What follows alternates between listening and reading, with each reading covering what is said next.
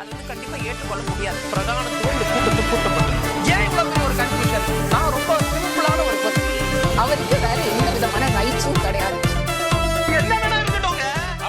வணக்கம் நேயர்களே, புதிய தலைமுறையின் நேர்பட பேச நிகழ்ச்சிக்கு உங்களை வரவேற்கிறோம். தமிழகத்தில் சட்டமன்ற தேர்தல் நெருங்கி வரக்கூடிய நிலையில கூட்டணி பேச்சுவார்த்தைக்கான குழு, தேர்தல் அறிக்கை தயாரிக்கும் குழு என்று காங்கிரஸ் தொடர்ச்சியான நடவடிக்கைகளில் ஈடுபட்டு வராங்க. இது ஒரு புறம் இருக்க, மற்றொரு புறம் திமுகவுடன் கூட்டணியா அல்லது தாவேகாவை காங்கிரஸ் இணைக்க பார்க்கிறதா என்பதான விஷயங்களும் சுற்றி கொண்டு வருகின்றன. இதன் அடிப்படையில தான் இன்னைக்கு நாம நேர்பட பேச நிகழ்ச்சியை கட்டமைச்சிருக்கோம். கூட்டணி யாரோடு? திமுகவா தாவேகாவா? காங்கிரஸில் மீண்டும் தலையெடுக்கும் விவாதம். திமுக, காங்கிரஸ், தாவேகா என்ன நடக்கிறது, என்ன பின்கதை என்ற தலைப்பில் கருத்துரையாளர்களை உங்களுக்கு நான் அறிமுகம் செய்கிறேன். அரங்கத்தில் நம்மோடு இணைந்திருக்கிறார் பத்திரிகையாளர் திருமிகு லட்சுமி சுப்பிரமணியம், பத்திரிகையாளர் திருமிகு சிவப்பிரியன் அவர்கள், தொலைத்தொடர்பு மூலமாக பத்திரிகையாளர் திருமிகு சுவாமிநாதன், அரசியல் ஆய்வாளர் திருமிகு சஞ்சீவி சடகோவன் ஆகியோர் இணைந்திருக்கிறார்கள். நால்வருக்கும் வணக்கம். முதலாவதாக திரு சுவாமிநாதன், என்ன நடக்கிறது காங்கிரஸ் கட்சிக்குள்ள? காங்கிரஸ்ல இங்க இருக்கக்கூடிய நிர்வாகிகள்ல ஒரு சாரார் தாவேகாவோட கூட்டணி போலாம் என்பதாக கடிதத்தை அனுப்பி இருப்பதாக சொல்லப்பட்டிருக்கிறது. இது ஒரு புறம் இருக்க, சமீபத்தில் நடைபெற்ற அருமனையில நடந்த ஒரு கிறிஸ்துமஸ் விழாவிலையும் காங்கிரஸ் நிர்வாகிகள் தாவேகா நிர்வாகிகள் பங்கேற்றதுனால புறக்கணிப்பதாக ஒரு புறம் சொல்றாங்க. ஆனா சில நிர்வாகிகள் அங்கு பங்கேற்கவும் செஞ்சிருக்காங்க. உண்மையிலேயே உள்ளுக்குள்ள என்ன நடக்குது காங்கிரஸ்ல? காங்கிரஸ் கட்சியை பொறுத்த வரைக்கும் நிர்வாகிகள் மட்டத்துல ஏற்கனவே இங்க இருக்கக்கூடிய பொறுப்பாளர்கள்ல ஒரு பகுதியினர் அவங்க திமுக இருக்கிறத விரும்புறாங்க. திமுக கூட இருக்கிறது சேஃபா இருக்கும், ஏற்கனவே அது பலம் நிரூபிக்கப்பட்ட ஒரு அமைப்பா இருக்கு, அதற்கு ஒரு ஓட்டு வங்கி இருக்கிறது, அந்த ஓட்டு வங்கியினுடைய அடிப்படையில சட்டமன்ற பிரதிநிதித்துவம் கிடைக்கலாம் அப்படிங்கக்கூடிய நம்பிக்கையில இருக்காங்க. ஆனா காங்கிரஸ் கட்சியில் இருக்கக்கூடிய பெருவாரியான தொண்டர்களுடைய மனநிலைன்னு ஒண்ணு இருக்குல்ல. காங்கிரஸ் கட்சி என்பது ஒரு தொண்டர்களை வலிமையாக கொண்ட ஒரு கட்சி தான். அதாவது அந்த கட்சி இன்றைக்கு தமிழ்நாட்டில் ஒரு தேய்பெரியாக இருந்தாலும் கூட தொண்டர்களும் கணிசமான அளவுக்கு இருக்கக்கூடிய ஒரு இயக்கம் தான். அந்த தொண்டர்கள் மத்தியில மிக முக்கியமா விஜய் அவர்களோட ஒரு பார்வையில இருக்காங்க. விஜய் கட்சியோட கூட்டணி வைத்தால், தமிழக வெற்றி கழகத்தோடு இணைந்தால் நமக்கு கூடுதல் எண்ணிக்கையில போட்டியிடுவதற்கான ஒரு வாய்ப்பு கிடைக்கும். அது மட்டும் இல்லாம தமிழ்நாட்டுல 1967க்கு பின்பு இழந்து போய்விட்ட ஆட்சி அதிகாரத்தை இழந்துட்டோம். ஆனா விஜய் வந்து தொடர்ச்சியா சொல்றாரு ஆட்சியில் பங்கு அதிகாரத்தில் பங்குங்கிறாரு. சோ தமிழ்நாட்டுல காங்கிரஸ் கட்சி வளரணும் அப்படின்னா தொண்டர்கள் என்ன நினைக்கிறாங்கன்னா, காங்கிரஸ் கட்சி ஆளும் திறனுள்ள கட்சியாக வரணும் தான் கனவு, அதுதான் நடக்கல. ஆட்சியில் பங்கு அதிகாரத்தில் பங்குன்னு விஜய் தான் சொல்றாரு, அவர் கூட கூட போகலாமே அப்படிங்கக்கூடிய எண்ணம் பெருவாரியான தொண்டர்கள் மத்தியில இருக்கு. அது தொண்டர்கள் மட்டுமல்ல, காங்கிரஸ் கட்சியில இன்னைக்கு இருக்கக்கூடிய பல மாவட்ட தலைவர்கள் மத்தியில கூட இருக்கு. நீங்க அதனாலதான் மாவட்ட தலைவர்களுக்கெல்லாம் அவங்க ஏறக்குறைய விண்ணப்ப படிவம்லாம் வாங்கிட்டாங்க. இன்னுமே புதிய மாவட்ட தலைவர்களை அவர்களால நியமிக்க முடியல. ஏன்னா அவர்கள் புதிய மாவட்ட தலைவர்கள் போட்டாங்கன்னா அதுல எத்தனை பேர் வந்து தாவேகா பக்கம் போகணும்னு சொல்றவங்களா இருப்பாங்க என்பது உள்ளிட்ட பல்வேறு விஷயமான கேள்விகள் அவங்ககிட்ட இருக்கு. இன்னொன்னு நீங்க கேட்டதை போல அருமனையில ஒரு கிறிஸ்துமஸ் விழா, அந்த அருமனை கிறிஸ்துமஸ் விழா அப்படிங்கிறதே பாரம்பரியமா நீண்ட நெடுங்காலமாக நடக்கக்கூடிய ஒரு நிகழ்வு தான். அதுல வந்து பாத்தீங்கன்னா முன்னாள் முதல்வர் ஜெயலலிதா அவர்கள் கூட வந்திருக்காங்க. அவங்க ஆளுங்கட்சியாக ஆகுவதற்கு முன்பு, கடந்த 2011க்கு முன்பு 2010 என்று நினைக்கிறேன், அந்த ஆண்டுல கூட அவர்கள் வருகிற பொழுது தொடர்ச்சியா அவர்கள் வந்து அது ஒவ்வொரு ஆண்டும் திருமாவளவன் அவர்கள் வந்திருக்கிறார், வைகோ அவர்கள் வந்திருக்கிறார். இந்த முறை அந்த மேடை ஆதவர்ஜுனா அவர்களுக்கு வழங்கப்பட்டிருக்கு. அந்த இடத்துல இருந்தே அதனுடைய முக்கியத்துவம் வருது. அந்த விழால காங்கிரஸ் கட்சியினுடைய சட்டமன்ற உறுப்பினர்கள் போன்றவர்களுடைய பெயர்கள் இருந்துச்சு. பட் அவர்கள்லாம் புறக்கணித்திருக்காங்க. ஆனா காங்கிரஸ் இருக்கக்கூடிய மாவட்டத்தினுடைய மிக முக்கியமான நிர்வாகிகள் பலரும் அதுல போய் கலந்துக்கிட்டாங்க. காங்கிரஸ் கட்சியினுடைய மாநில பொதுச் செயலாளர் KG ரமேஷ்குமார் கூட அதுல கலந்துக்கிட்டார். அவர் பேசுகிற பொழுது ஒரு விஷயத்தை குறிப்பிட்டார். இங்க எங்களுக்கு ஏற்பட்டிருக்கக்கூடிய இந்த இணக்கம் என்பது கோட்டை வரை எதிரொலிக்கணும்னு அவர் பேசுகிறார். காங்கிரஸ் கட்சியை சேர்ந்த ஒரு நிர்வாகி பேசுகிறார். இணைப்பு விரைவில் நடக்கும் அப்படின்னு சில விஷயங்களை வெளிப்படையாவே கூட அவங்க பேசியிருக்காங்க. புரிஞ்சுக்கோங்க, இணைப்பு விரைவில் நடக்கும் அப்படின்னு பேசியிருக்காங்க. ஆமா, காங்கிரஸ் கட்சியினுடைய பெருவாரியான தொண்டர்கள் மத்தியில தமிழக வெற்றி கழகத்தின் பக்கம் போயிட்டோம்னா நமக்கு வந்து ஒரு பெரிய அளவிலான ஒரு பொலிட்டிக்கல் கெயின் அதுல கிடைக்கும். அரசியல் ரீதியாக அந்த காங்கிரஸ் கட்சியும் ஒரு எழுச்சி பெறும், தொண்டர்களுடைய வாழ்க்கையிலும் ஒரு எழுச்சி இருக்கும் அப்படிங்கிற விதமா ஒரு பார்வை பாக்குறாங்க. அதுல ஒரு சில நிர்வாகிகள் ரொம்ப சீனியரா இருக்கக்கூடியவங்க திமுகவோட இருக்கலாம்னு நினைக்கிறாங்க. பட் தொண்டர்களுடைய விருப்பத்தை தான் தலைமை இந்த முறை கேட்பதற்கான ஒரு வாய்ப்பு இருக்கிறதா அந்த தொண்டர்கள் மத்தியில ஒரு நம்பிக்கை இருக்கு. என்னோட மிக முக்கியமான காரணம், தொடர்ச்சியா நான் பேசிட்டு வரேன், கேரளாவில் நடக்க இருக்கக்கூடிய சட்டமன்ற தேர்தல், கேரளாவை சேர்ந்தவர் தான் அங்க KC வேணுகோபால் மிக முக்கியமான பொறுப்புல இருக்காரு காங்கிரஸ் கட்சியில. அவர் வந்து அவருக்கு தான் இந்த முறை ஒரு முதல்வர் ரேஸ்ல இருக்காரு. அப்ப அங்க கேரளால விஜய் ரசிகர்களுடைய ஓட்டையும் ஈர்த்தால், நான் வந்து சொல்றது வந்து கேரளா முற்போக்கான மாநிலம், அங்க நடிகர்களுக்கு எல்லாம் ஓட்டு இல்லைங்க, ஏன் மம்முட்டி கட்சி ஆரம்பிக்கல, மோகன்லால் கட்சி ஆரம்பிக்கல அப்படின்னு பலரும் கேட்கலாம். பட் அதையெல்லாம் கடந்து கேரளாவை பொறுத்தவரை ஒரு கமர்ஷியல் நடிகரா ஒரு பெரிய ஹிட் கொடுக்கக்கூடிய இடத்துல தொடர்ச்சியா விஜய் இருக்கார். இன்னைக்கும் கேரளாவோட நம்ம அந்த சினிமா வரலாறு எடுத்து பார்த்தோம்னா ஒட்டுமொத்த கேரளா படங்களோடு ஒப்பிடுகையில அதிக கலெக்ஷன் எடுத்த படமா இன்னைக்கும் விஜயோட துப்பாக்கி படம் தான் இருக்கு. அதை விட மிஞ்சி எந்த மலையாள படங்களும் கூட கலெக்ஷன்ல கூடுதல் கலெக்ஷன் எடுக்கல. சோ விஜய்க்கு கணிசமான ரசிகர்கள் இருக்காங்க. அது மாதிரி நம்ம தமிழ்நாடு சேர்ந்த சூர்யாக்கு இருக்காங்க, விக்ரமுக்கு இருக்காங்க. சோ அப்ப அங்க கேரளால என்ன நினைக்கிறாங்கன்னா, இங்க தமிழ்நாட்டுல ஒரு வேலை கூட்டணி அமைந்து விட்டால் கேரளால ஒரு ரவுண்டு விஜய் அப்படியே டச் பண்ணிட்டு ஒரு வாய்ஸ் கொடுத்துட்டு ஒரு கையசிச்சுட்டு போனா ஒரு 1/2% ஓட்டு ஏறிட்டா கூட நமக்கு லாபம் நினைக்கிறாங்க. ஏன்னா அண்மையில் நடந்த உள்ளாட்சி தேர்தல் ஒரு உதாரணம். கேரளா மாநில உள்ளாட்சி தேர்தலில் கம்யூனிஸ்டுகளை வீழ்த்தி பல இடங்கள்ல காங்கிரஸ் வெற்றி பெற்றிருந்தாங்க. சோ அது ஒரு நம்பிக்கையினுடைய அடிப்படையில இருக்கு. இன்னொன்று பிரியங்கா காந்தி கேரளா மாநிலத்தினுடைய வயநாடு பகுதியினுடைய பாராளுமன்ற உறுப்பினர் இருக்காங்க. அவங்களுக்கும் கேரளால ஆளுங்கட்சியாக வரணும், இன்னொன்று அவர்கள் தமிழ்நாட்டுல காங்கிரஸ் கட்சியை வளர்க்கணும் அப்படின்னா ஒரு விஜய் போன்ற ஒரு புதிய சக்தியோடு கைகோர்க்கலாமா என்கிற ஒரு எண்ணமும் இருக்கிறத பார்க்க முடியுது. தமிழ்நாட்டு தொண்டர்களுடைய விருப்பமும் அதுவாக இருக்கிறதுனாலதான் இந்த இடத்துல இவ்வளவு கேள்விகள். சரி திரு சுவாமிநாதன், இதன் அடிப்படையில தான் ஒரு கேள்வி. இப்ப நீங்க சொன்னது போல நிர்வாகிகள் மட்டத்துல திமுக கூடவே இருக்கணும், இல்ல தொண்டர்களுடைய மட்டத்துல பார்க்கும்போது தாவேகா அப்படின்ற ஆப்ஷனை அவங்க எடுத்துக்கலாம் அப்படின்னு யோசிச்சாலும் தலைமை என்ன விரும்புது? ஏன்னா ஒவ்வொரு முறையும் இங்க கேள்வி கேட்கும் போது நாங்க எங்களுடைய அகில இந்திய தலைமை என்ன முடிவு செய்கிறதோ அதை தான் நாங்க பின்பற்றுவோம் நிர்வாகிகள் சொல்லிட்டு இருக்காங்க. டெல்லியில இருக்கக்கூடிய அகில இந்திய தலைமை எதை விரும்புகிறது? இல்ல தமிழ்நாட்டில் காங்கிரஸ் கட்சியை வளர்க்க வேண்டிய கட்டாயம் இருக்கிறதா தான் டெல்லி தலைமை நினைக்கிறாங்க. ஏன்னா இந்தியா முழுவதும் அவர்கள் தொடர்ந்து பலவீனப்பட்டுக்கிட்டு வருது காங்கிரஸ் கட்சி. சோ அப்ப தமிழ்நாட்டில் அவர்கள் காலூன்றணும்னா அவங்க ஒரு கணிசமான எண்ணிக்கையிலாவது இருக்கணும் அப்படின்னு நினைக்கிறாங்க. நம்ம நினைக்கலாம் ஒருவேளை திமுக காங்கிரஸ் கூட்டணி தான் அதுக்கு ஒரு பலமாக இருக்கு, இன்னைக்கு காங்கிரஸ் கட்சிக்கு சட்டமன்ற பிரதிநிதித்துவம் இருக்கு, நாடாளுமன்றத்துல கணிசமா இருக்காங்கன்னா ஒரு ஒட்டுமொத்தமா இந்தியா கூட்டணி தமிழ்நாட்டில் ஜெயிக்க முடியும்னா திமுக அலையன்ஸ் தான் அப்படின்னு நம்ம நினைக்கலாம். பட் அது முழுக்க பாஜக எதிர்ப்பு அப்படிங்கிற ஒற்றை புள்ளியில நடக்கிற மேஜிக். அது திமுக அலை என்பதை தாண்டி பாஜகவை எதிர்க்கிறாங்க, ரொம்ப வீரியமா எதிர்க்கிறாங்க. பாஜக எதிர்ப்பாளர்கள்லாம் ஒரு புள்ளியில இருக்காங்க. விஜயும் பாஜக தானே எதிர்க்கிறாரு. இதை தானே டெல்லி தலைமை யோசிக்கும். உங்களுக்கு விஜய் பாஜகவை கொள்கை எதிரியாக அறிவித்திருக்கிறார். சோ ஒரு ஆட்சியில் பங்கு அதிகாரத்தில் பங்கு தருகிறேன்னு சொல்றாரு. இன்னொன்னு நாளைக்கு இந்த சிபிஐ தொடர்பான விசாரணைகளுக்கு எல்லாம் ஆதவ் அர்ஜுனா, நிர்மல்குமார் போன்றவர்கள்லாம் டெல்லிக்கு விரைவிலே போயிருக்காங்க 29ஆம் தேதி நினைக்கிறேன். அங்கு இவர்களுக்கான ஏற்பாடுகளை ராகுல் காந்தியுடைய பாதுகாப்புத்துறை அதிகாரியாக இருந்தவரை முன்னின்று செய்கிறார். அந்த கட்சிக்கு மிகவும் நெருக்கமான ராகுல் காந்தியோட முன்னாள் பாதுகாப்பு அதிகாரியாக பணி செஞ்ச KP பைஜு அப்படிங்கிறவரே முன்னின்று செய்யறாரு. இதெல்லாம் என்ன நமக்கு உணர்த்துகிறது? பிரவீன் சக்கரவர்த்தி போய் பாக்குறாரு விஜய் அவர்களை, கட்சியை விட்டு அவரை நீக்கி இருக்கணும் காங்கிரஸ் கட்சி, நீங்க கட்சியினுடைய கட்டுப்பாட்டை மீறி போறீங்க, அதுவும் நடக்க மாட்டுது. அப்ப டெல்லி தலைமை இதுல 2 வகையான நிலைப்பாடுகள் இருக்காங்க. ஒன்றுல கூட்டணி ஆட்சி என்பதற்கு திமுகவை சம்மதிக்க வைக்கிற இடம் நோக்கி நகர்த்தணும், கூடுதல் இடங்களை பெறணும். அது இல்லைன்னா விஜய் அவர்கள்ட்ட அந்த வாய்ப்பு இருக்கும்னா அது பிளஸ் அமையும் அப்படின்னு கூட அவர்கள் எதிர்பார்க்கலாம்.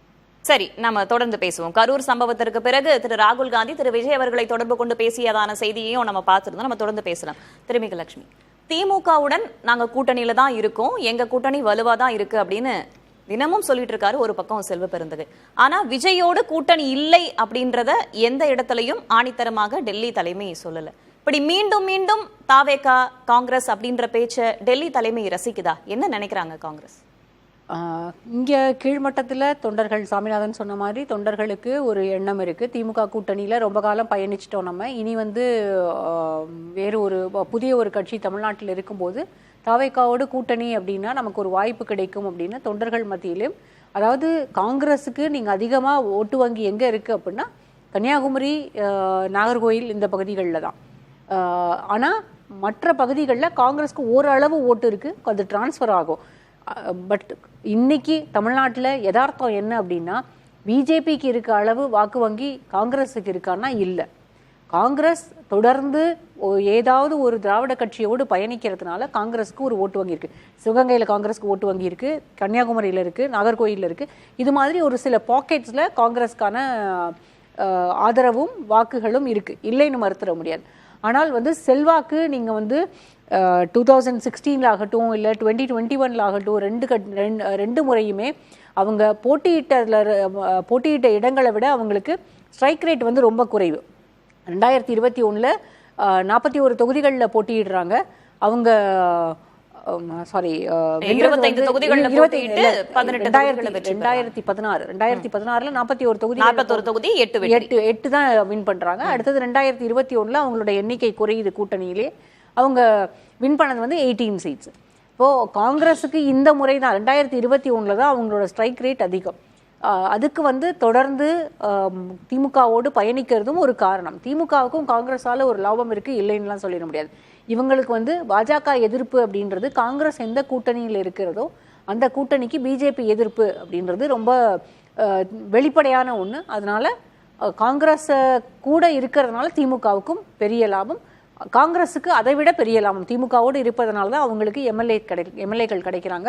இன்னும் சொல்ல போனால் தமிழ்நாட்டிலிருந்து 10 எம்பிக்கள், இந்த நம்பர்ஸ் அவங்களுக்கு வந்து வேறு ஏதாவது ஒரு கூட்டணியில், ஒருவேளை அதிமுகவோடு கூட்டணியில் இருந்திருந்தாங்க அப்படின்னா இந்த 2024 தேர்தலில் இந்த 10 எம்பிக்கள் முழுமையாக அவங்களுக்கு கிடைச்சிருக்க மாட்டாங்க. அவங்க தேசிய அளவில் எதிர்க்கட்சியாக அமரக்கூடிய வாய்ப்பும் இந்த 10 எம்பிக்கள் இல்லைன்னா அவங்களுக்கு வந்து பறி போயிருக்கும். அப்போது காங்கிரஸை பொறுத்த வரைக்கும் திமுக கூட்டணியில் இருப்பது அவங்களுக்கு ஒரு பெரிய லாபம். இன்றைக்கு நடக்கக்கூடிய சூழல்ல இன்னைக்கு 2026 தேர்தலை வச்சு மட்டுமே காங்கிரஸினுடைய தலைமை கணக்கிடாது. அவங்களுக்கு கேரளா ரொம்ப முக்கியம்தான். கேரளா எவ்வளவுக்கு எவ்வளவு முக்கியமோ அதை விட பல மடங்கு முக்கியமானது அவங்களுக்கு அடுத்து வரப்போற பார்லிமெண்ட் எலெக்ஷன். ரெண்டாவது, பார்லிமெண்ட்ல ஃபைட் பண்றதுக்கு அவங்களுக்கு இன்னைக்கு பெரிய ஸ்ட்ரென்த் வேணும். இன்னைக்கு இந்தியா முழுமைக்குமே ஒரு எதிர்க்கட்சியின் முகமாக மாறி இருக்கிறது திமுக, எதிர்க்கட்சியின் முகமாக மாறி இருக்கிறார் முதலமைச்சர் ஸ்டாலின். அப்படி பார்த்தால் பார்லிமெண்ட்ல அவங்க போராடுறதுக்கு, ஒவ்வொரு இஷ்யூவுக்கும் பார்லிமெண்ட்ல போராட்டம் நடத்துறதுக்கு காங்கிரஸுக்கு பக்கபலமாக இருக்கக்கூடியது திமுக. திமுகவுக்கு காங்கிரஸினுடைய பலமும் பார்லிமெண்ட்ல தேவைப்படுது. அப்ப 2 பேருக்கும் ஒரு இணக்கமான சூழ்நிலை இருக்கிறது. ராகுலுக்கும் ஸ்டாலினுக்குமான ஒரு அண்டர்ஸ்டாண்டிங்கும் இருக்கு. இல்ல, அந்த அண்டர்ஸ்டாண்டிங் இருக்கு அப்படின்னா அதை ஏன் உறுதிப்படுத்துறதுல என்ன தயக்கம் அகில இந்திய? இல்ல, எப்போதுமே காங்கிரஸ் வந்து எல்லாமே வந்து நேரடியா அந்தந்த நேரத்துல எந்த விளக்கமும் கொடுத்துட்டு இருக்க மாட்டாங்க. நீங்க நாமினேஷனே ஒண்ணும் வேண்டாம். 2024 தேர்தலில் மயிலாடுதுறைக்கான வேட்பாளரை அவங்க என்னைக்கு அறிவிச்சாங்க சொல்லுங்க? இன்னும் 2 ஹவர்ஸ்ல நாமினேஷன் ஃபைலிங்கே முடிய போதுன்ற போது தானே அவங்க அறிவிப்பை வெளியிட்டு அதுக்கு பிறகு ஃபைல் பண்ணாங்க. ஸோ இது மாதிரியான கன்ஃபியூஷன்ஸ் எப்போதுமே, ஏன்னா காங்கிரஸ்க்குள்ளே எப்போதுமே ஃபேக்ஷனல் ஃபியூட் அதிகம்.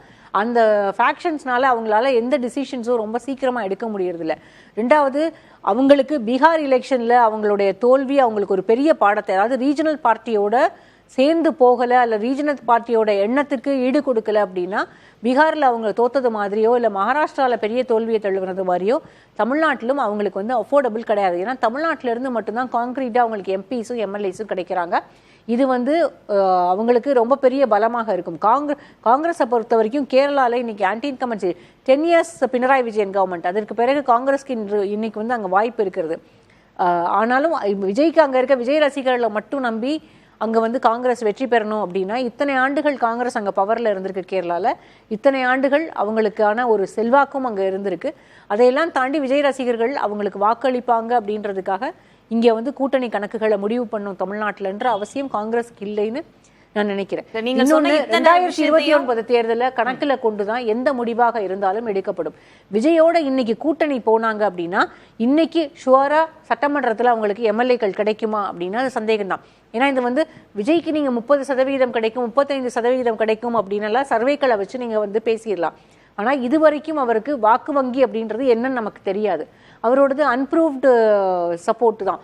ஒருவேளை 2026 தேர்தலுக்கு பிறகு அவருக்கு ஒரு பெரிய நம்பர்ஸ் கிடைக்குது அப்படின்னா அதற்கு பிறகு காங்கிரஸ் கூட்டணி மாறுறதுக்கான வாய்ப்புகள் இருக்கு.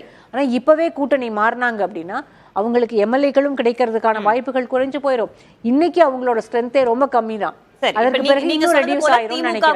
காங்கிரஸ் வந்து உறுதியாக எதுவுமே சொல்லல. என்னை பொறுத்த வரைக்கும் ஒருவேளை தலைமையினுடைய முடிவு தாவேகாவோடு கூட்டணியில போறது, திமுக வேண்டாம் அப்படின்னு இருந்திருந்தா இந்த கிறிஸ்துமஸ் விழா கொண்டாட்டத்துல அங்க இருக்க அந்த பகுதியில் இருக்கக்கூடிய நிர்வாகிகளும் அந்த பகுதியில் இருக்கக்கூடிய தொண்டர்களையும் தாண்டி அந்த எம்பி எம்எல்ஏக்கள் யாரோட நம்ம பேரெல்லாம் போட்டு, ஆனா ஆட்சியில் பங்கு அப்படின்றத தொடர்ச்சியாக அவங்க சொல்லிக்கிட்டே இருக்காங்களே. ஆட்சியில் பங்கு காங்கிரஸ் வந்து கேட்கதான் செய்யறாங்க. நீங்க அப்படி பார்த்தா 2006 திமுகவோடு கூட்டணியில் இருந்த போது அவங்களுக்கு ஒரு பெரிய வாய்ப்பு இருந்தது.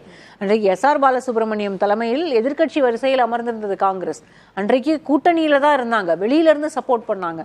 இருந்தாலுமே காங்கிரஸ் வந்து அன்னைக்கு திமுகவோடு ஆட்சியில் பங்குக்கான வாய்ப்புகள் அன்னைக்கு இருந்துமே அவங்க வந்து அதை கிளைம் பண்ணல. திமுக அதை கொடுக்கவும் இல்லை. இன்றைக்கும் அதே போன்ற ஒரு சூழல் தான் இருக்கும். ஏன்னா காங்கிரஸ்க்கு டெல்லியிலேயே அவங்களுக்கு வந்து பெரிய செல்வாக்கு இல்லாம இருக்கிறதுனால ரீஜனல் பார்ட்டிஸை நம்ப வேண்டிய சூழல் இருக்கிறதுனால இருக்கிறதுக்கு என்ன காரணம்? இல்ல, இது வந்து காங்கிரஸ்க்குள்ள நிறைய ஒப்பீனியன்ஸ் இருக்கு. ஒரு சாராருக்கு வந்து நம்ம வந்து கூட்டணி ஆட்சி இருக்கணும்னு விரும்புறாங்க, ஒரு சாரார் கூட்டணி வேண்டாம் நம்ம வந்து தாவேகாவோடு கூட்டணிக்கு போகணும்ன்ற ஒரு எண்ணம் இருக்கு, இன்னொரு சாரார் வந்து நம்ம திமுகவோடவே தொடரலாம்னு. சரி, இன்னும் சொல்ல போனா சமீபத்தில் நடந்த ஒரு விழாவில் உதயநிதியோடு செல்வப்பிரந்தகை பங்கேற்கிறார். அந்த விழாவில் அவர் வந்து காங்கிரஸ் திமுக கூட்டணி உறுதியான ஒண்ணுதான், நாங்க இனி வந்து விலகிறதுக்கான வாய்ப்புகள் இல்லைன்னு அவர் சொல்றாரு. ஆனால் தாவேகாவோடு கூட்டணி இல்லை, திமுகவோடு கூட்டணின்னு சொன்ன பிறகு தாவேகாவோடு இல்லைன்னு சொல்ல வேண்டிய அவசியம் இல்லைன்னு நான் நினைக்கிறேன். அப்படி வந்து அப்படி வெளிப்படையாக அப்படிதான் பேசணும் அப்படின்னா எந்த கூட்டணிகளுமே நிரந்தரமாக இருப்பதற்கான வாய்ப்புகள் இல்லை. தொடர்ந்து பேசலாம். திரு சடகோபன், தொடர்ச்சியாக தாவேகா தொடர்பாக செய்திகள் வந்த வண்ணம் இருக்கு. திமுக கூட தான் காங்கிரஸ் பயணிக்க போகுது அப்படின்னா அதை வெளிப்படையாக சொல்றதுல என்ன தயக்கம்ன்ற ஒரு கேள்வி. 2026 சட்டமன்ற தேர்தலை எதிர்கொள்ள காங்கிரஸ் என்ன வியூகம் வச்சிருக்காங்க, எந்த பாதையில பயணிக்க போறாங்க?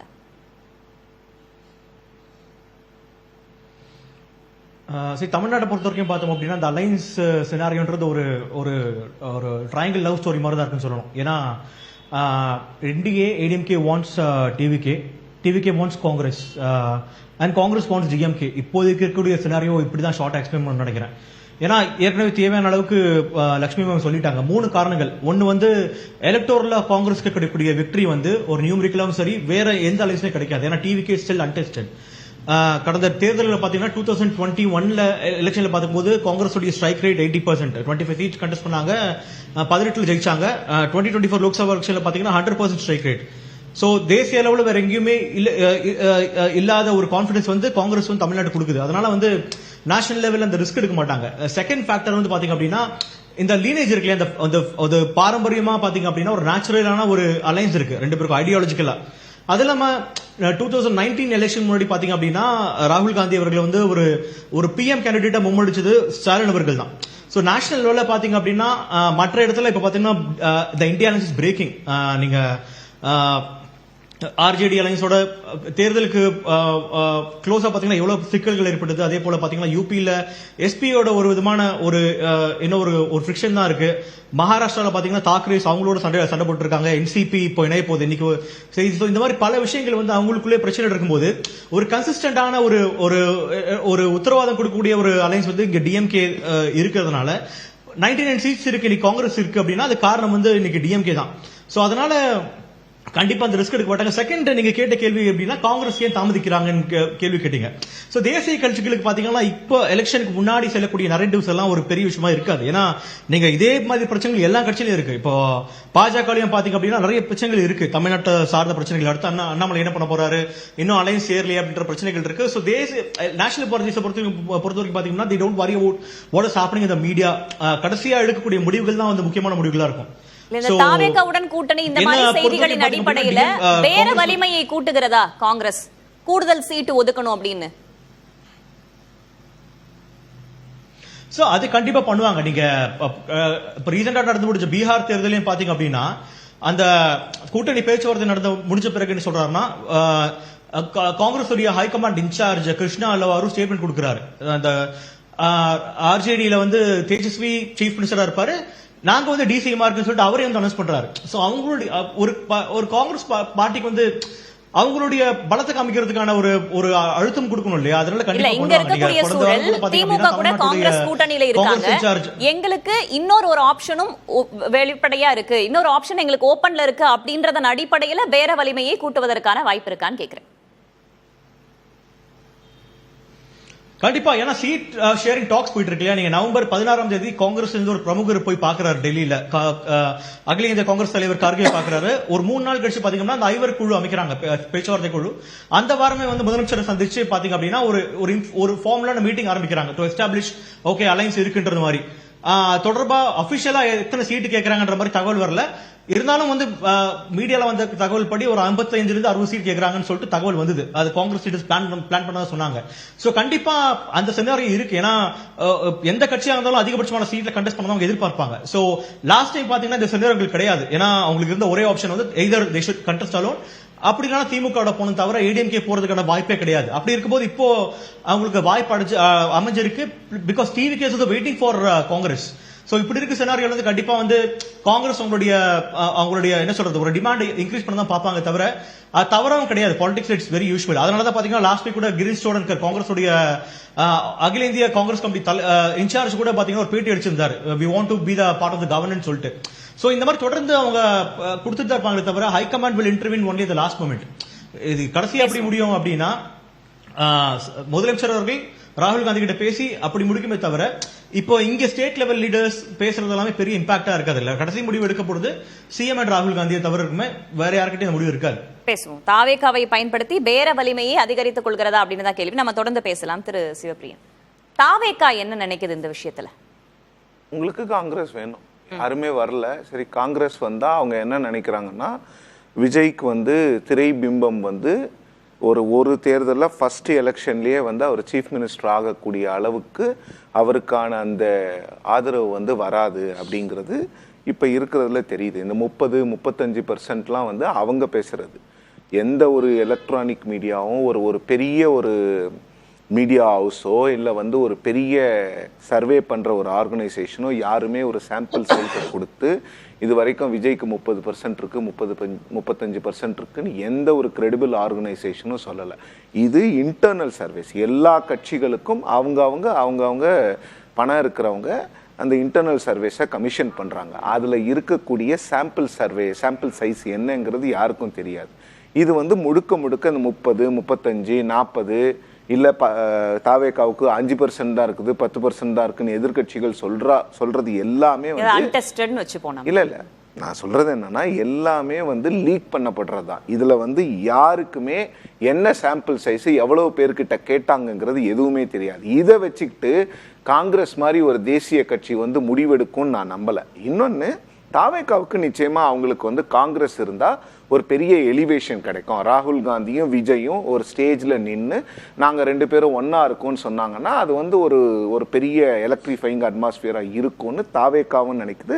காங்கிரஸ்ல ஒரு சிலர் அதை நினைக்கிறாங்க, நான் இல்லைன்னு சொல்லலை. ஆனா தாவேகாவுக்கு காங்கிரஸ் அதிகமாக தேவைப்படுகிறது. அவங்களுக்கு வந்து காங்கிரஸ்க்கு இங்க வந்து ஒரு கிரெடிபிள் ஃபேக்டர் இருக்குது. இன்னொன்னு, நீங்க ஒரு 7-8 வருஷமாவே எடுத்து பார்த்தீங்கன்னா ராகுல் காந்திக்கு தமிழ்நாட்டில் மட்டும்தான் ஆதரவு அதிகமாக இருக்குது. வேற எந்த மாநிலத்திலையும் ராகுல் காந்தியினுடைய அந்த பாப்புலாரிட்டி பர்சன்டேஜ் வந்து அதிகமாக கிடையாது. தமிழ்நாட்டில் மட்டும்தான் கிட்டத்தட்ட 60 to 70 சம்டைம்ஸ் 80% எல்லாம் ராகுல் காந்திக்கு பாப்புலாரிட்டி ரேட் வந்து வருது.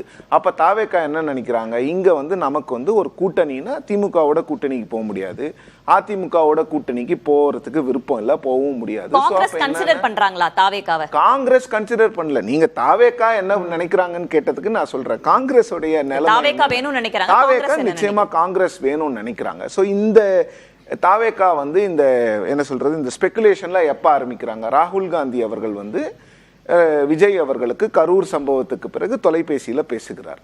இதுல எல்லாரும் கன்வீனியன்ட்டா மறக்கக்கூடிய ஒரு விஷயம் என்னன்னா, இதை ஹைட் பண்றாங்கன்னே நான் சொல்லுவேன். இதை வந்து மறைக்கிறாங்க. என்னன்னா, ராகுல் காந்தி கிட்ட பேசுறதுக்கு முன்னால, விஜய் கிட்ட பேசுறதுக்கு முன்னால ராகுல் காந்தி முதலமைச்சர் ஸ்டாலின் கிட்ட பேசுறாரு. பேசிட்டு உங்க மாநிலத்தில் இவ்வளவு பெரிய துயர சம்பவம் நடந்திருக்கிறது, என்னுடைய ஆழ்ந்த இரங்கல்கள் அப்படின்னு எல்லாத்தையும் பேசிட்டு போனை வைக்கும் போது, நான் விஜய் கிட்ட பேச போறேன், விஜய் வந்து எனக்கு 15 வருடமாக தெரிஞ்சவர், என்னோட அக்வைண்டன்ஸ், அவருக்கும் எனக்கும் ஒரு கான்டாக்ட் இருக்கு, நான் அவர்கிட்ட பேச போறேன்னு சொல்லிட்டு தான் பேசுறாரு. அவர் ஒன்றும் அப்படி உண்மையிலே வந்து காங்கிரஸ்க்கு வந்து தாவேகாவோட போகணுங்கிற எண்ணம் இருந்திருந்தா இந்நேரம் அவங்க வேற விஷயங்களை பண்ணியிருப்பாங்க. அவங்க பண்ணலைன்னும் போது லக்ஷ்மி சொன்னதுல முழுமையாக நான் ஒத்துக்கிறேன். எல்லாத்துக்கும் காங்கிரஸ் ரியாக்ட் பண்ணிட்டு இருக்கணும்னு அவசியம் இல்லை. அவங்க கட்சியில யாராவது பெரிய உயரிய பொறுப்புல இருக்கிறவங்க, இல்லை செல்வ பெருந்தகையோ, இல்லை கிரீஷ் சோடங்கரோ, இல்லை திரு பி சிதம்பரம் போன்றவர்களோ யாராவது தாவேகாவுக்கு போகணும்னு சொல்லியிருக்காங்களா? சீனியர் லீடர்ஸ் சொல்லலை. இப்ப திருச்சி வேலுச்சாமி போன்றவர்கள்லாம் போய் பேசுறாங்க. காங்கிரஸ்ல எத்தனை பொதுச் செயலாளர்கள் இருக்கிறாங்கன்னு காங்கிரஸ்ல இருக்கிறவங்களுக்கே தெரியாது. எத்தனை வைஸ் ராகுல் காந்தியோட நெருக்கமானவராக அறியப்பட்ட திரு பிரவீன் சக்கரவர்த்தி தானே. இல்ல, பிரவீன் சக்கரவர்த்தி போனது ஓகேங்க, நெருக்கமா இருக்கிறவர்னா அவர் வந்து one of the frontal 40 frontal organisations இருக்கு காங்கிரஸ்ல. அதுல ஒரு ஃப்ரண்டல் ஆர்கனைசேஷனோட தலைவர் அவரே பேச மாட்டேங்கிறார், நான் என்ன போய் பேசணுங்கிறது. அதுக்கப்புறம் அதை வச்சுக்கிட்டு நாம தான் எல்லாரும் விவாதம் பண்ணிக்கிட்டு இருக்கோம். தாவேகா தான் எலிவேட் பண்றாங்க. அதை வந்து ஒரு கிரெடிபிள், அதுக்கு வந்து ஒரு கிரெடன்ஸ் வந்து தாவேகா தான் கொடுக்குது, காங்கிரஸ் கொடுக்கல. எல்லாரும் கேட்கறாங்க. அவர் சுவாமிநாதன் கூட கேட்டார், பிரவீன் சக்கரவர்த்தி ஏன் நீக்கலன்னு. எனக்கு இன்னொரு கேள்வியும் இருக்குது. தினம் பிஜேபியை பிரைஸ் பண்ணிட்டு இருக்கிறாரு சசி தரூர்னு ஒருத்தர், காங்கிரசினுடைய 3 முறை நாடாளுமன்ற உறுப்பினர் அவர், 4 முறை நினைக்கிறேன், 4 முறை நாடாளுமன்ற உறுப்பினர் அவர், காங்கிரஸ் கட்சியினுடைய தலைவர் பதவிக்கு போட்டியிட்டவர். தினம் பாஜகவை பத்தி பெருமையா பேசிட்டு இருக்கிறார், பிரதமர் பெருமையா பேசிட்டு இருக்கிறார். அவர் ஏன் அந்த கட்சி இன்னும் நீக்கல? விஜயை போய் பார்க்க போன பிரவீன் சக்கரவர்த்தி நீக்குவாங்கன்னு எதிர்பார்க்கறது வந்து எப்படிப்பட்ட ஒரு எதிர்பார்ப்புன்னு எனக்கு தெரியல. இன்னொன்று என்னன்னா, இந்த எலெக்ஷனுக்கு விஜய் கிட்ட நாங்கள் போக மாட்டோம். நாங்கள் விஜயோட ஒரு டோரை ஓப்பன் பண்ணுறோம். ஏன்னா விஜய் திமுகவை எதிர்க்கிறாருங்கிறது ஒரு பக்கம், விஜயும் பாஜகவை எதிர்க்கிறாரு. பாஜக எதிர்ப்பிலே இருந்தார்னா ஒரு காலத்தில் எங்களுக்கு கூட்டணி வைப்பதற்கான வாய்ப்பு இருக்கு. நாங்க விஜயை வந்து பாஜக பக்கம் தள்ளுறதுக்கு எங்களுக்கு விருப்பம் இல்லை. அதனால ஒரு சேனல் ஆஃப் கம்யூனிகேஷனை ஓபன் பண்றோம். அந்த சேனல் ஆஃப் கம்யூனிகேஷன் அப்படியே வச்சுப்போம். ஏன்னா விஜய் எப்படி திமுகவை எதிர்க்கிறாரோ அதே போன்று பாஜகவையும் எதிர்க்கிறாரு. ஒரு ஆன்டி பிஜேபி பார்ட்டியை நாங்க ஏன் வந்து அப்படியே ஒதுக்கிடணும்? நாங்க ஒரு சேனல் ஆஃப் கம்யூனிகேஷனை ஓபன் பண்றோம். அது இன்னொன்னு சொல்றாங்க, கேரளால வந்து விஜய் வந்து பெரிய ஒரு ஸ்டார். ஆமா, எல்லாரை விட பெரிய ஸ்டாரு. கேரளால விஜய்க்கு கிடைக்கிற மாதிரி ஓப்பனிங் வேற யாருக்குமே கிடைக்கிறது இல்லை. 100% உண்மை. ஆனா கேரளா காங்கிரஸ் விஜய் தான் போய் காப்பாற்றணுங்கிறது. அந்த மாநிலத்தில் 75 வருடமா அந்த கட்சி வந்து ஒவ்வொரு 5 வருஷத்துக்கும், இப்ப மட்டும்தான் வரல, ஒவ்வொரு 5 வருஷத்துக்கும் அந்த கட்சி ஆட்சி செய்யுது. அப்போ இங்க இருக்கிறவங்க எல்லாம் என்னன்னா, காங்கிரஸ்ல இதை பத்தி பேசுறவங்க எல்லாம் அந்த கட்சியை எவ்வளவு அசிங்கப்படுத்த முடியும்? அப்போ வந்து விஜய் போனாதான் கேரளால உங்களால ஒரு சிஎம் வருவாரா? இல்ல, ஒரு ஆடட் அட்வான்டேஜா பார்க்க மாட்டாங்க. ஆடட் அட்வான்டேஜ்க்கெல்லாம் நீங்க வந்து ஒரு 20 வருஷமா இருக்கக்கூடிய கூட்டணி, இந்த கூட்டணி நேற்று இன்று கட்டமைக்கப்பட்டதெல்லாம் கிடையாது. 2004 இருந்து இந்த கூட்டணி கட்டமைக்கப்பட்டு வருகிறது. சோனியா காந்தி அவர்கள் கட்டமைத்த கூட்டணி இது. அன்னைக்குல இருந்து இன்னைக்கு வரைக்கும் 2 கட்சியுமே பாஜகவை ஒரே நேர்கோட்டில் எதிர்த்துக்கிட்டு இருக்கிறாங்க. இப்ப இந்த அலையன்ஸ் பிரேக் ஆகணும்னா ஏதாவது ஒரு பெரிய பிரேக்கிங் பாயிண்ட் வேணும். அந்த பிரேக்கிங் பாயிண்ட் வருவதற்கான வாய்ப்புகளை நான் பார்க்கிறேன். 26க்கு பிறகு வரும். 29 தேர்தலுக்கு வேணா விஜய் தன்னுடைய பலம் என்னன்னு நிரூபிப்பார்ல. அவர் எவ்வளவு பர்சன்டேஜ் வாங்குறாரோ அந்த பர்சன்டேஜை வச்சுக்கிட்டு நாளைக்கு 29க்கு காங்கிரஸ் போய் அவரோட பிசினஸ் பண்றதை நான் இல்லைன்னு பண்ணாதுன்னு நான் சொல்ல மாட்டேன். ஆனா 26க்கு நேரம் இன்னும் ரொம்ப குறைவா இருக்குது. இப்ப இதுல இருக்கக்கூடிய சிக்கல் என்னன்னா, இன்னைக்கு காங்கிரஸ் வெளில வந்துடுறாங்கன்னு வச்சுக்கோங்க, நாளைக்கு காலையில திமுக திட்டுறதுக்கு தயாரா இருக்காங்களா? ஏன்னா விஜய் என்ன பண்றாரு, Vijay complete anti DMK stand எடுக்கிறாரு. காங்கிரஸ் திமுக ஒரு தீய சக்திங்கிறாரு. அதை காங்கிரஸ் சொல்லுமா? சொன்னாதான் நீங்க அந்த கூட்டணியில் இருக்க முடியும். இதுக்கு வந்து பீட்டர் அல்போன்ஸ் வந்து திருநெல்வேலியில் நடந்த கிறிஸ்மஸ் விழாவில் முதலமைச்சரும் இருந்தார். அந்த விழாவில் வந்து பீட்டர் அல்போன்ஸ் பேசுறாரு, நான் வந்து தூய சக்தின்னு ஒருத்தர் சொல்றாரு, மணிப்பூரில் கிறிஸ்தவர்களுக்கு சிக்கல் வந்த போது இந்த தூய சக்தி எங்கே இருந்தது, இதே மாதிரி கிறிஸ்தவர்கள் உயிரோடு எரித்து கொல்லப்பட்ட போது அவர் எங்கே இருந்தார், அவங்களை தீய சக்தி சொல்லுவாரான்னு கேட்கிறாரு பிஜேபி. இன்னொன்னு, இப்ப எல்லாம் அந்த கிறிஸ்மஸ், அந்த கன்னியாகுமரி கிறிஸ்மஸ் ஃபங்க்ஷனை பத்தி பேசிக்கிட்டு இருக்கிறோம். ஆமா, அந்த கன்னியாகுமரி கிறிஸ்மஸ் ஃபங்க்ஷன்ல 3 காங்கிரஸ் எம்எல்ஏக்களுக்கு அழைப்பு விடுக்கப்பட்டிருந்தது. 2 காங்கிரஸ் எம்எல்ஏக்கள் பெயர்கள் இருந்தது. எல்லாம் உண்மை. அவங்க ஏன் போல? அப்போ உண்மையிலே உங்களுக்கு அவங்களோட ஒரு சேனலை ஓபன் பண்ணோம், அலையன்ஸ் தான் இருக்குன்னா அவங்கள அனுப்பிச்சு அப்படிதான் சட்டலா கன்வே பண்ணுவாங்க. எல்லா பொலிட்டிக்கல் பார்ட்டிஸும் எல்லாத்தையும் வெளிப்படையா நாங்க உங்க கூட்டணியிலிருந்து இருக்கிறோம்லாம் சொல்லவே மாட்டாங்க. எப்பவுமே அப்படிதான். இப்ப தாவேக்காவுடனான இந்த தகவல்கள்லாம் கசிகிறதா இல்ல கசிய விடப்படுகிறதா? இல்ல, தாவேக்காவுக்கு இன்ட்ரெஸ்ட் இருக்குங்க. அவங்களுக்கு காங்கிரஸ் வந்தா அவங்களுக்கு ஒரு பெரிய எலிவேஷன் கிடைக்கும். இப்போ அவங்க சொல்றாங்கல்ல 30% இருக்குன்னு, காங்கிரஸ் வந்தா 40% சொல்லுவாங்க. ஸோ காங்கிரஸ் வந்தா அவங்களுக்கு வந்து ஒரு பெரிய எலிவேஷன் கிடைக்கும். அதுக்காக அவங்க காங்கிரஸை எதிர்பார்க்குறாங்க. ஆனா காங்கிரஸ் வந்து அவங்க வந்து இப்போ லக்ஷ்மி சொன்னது, சஞ்சீவி சொன்னதெல்லாம் அதெல்லாம் ஃபேக்ட்ஸ்.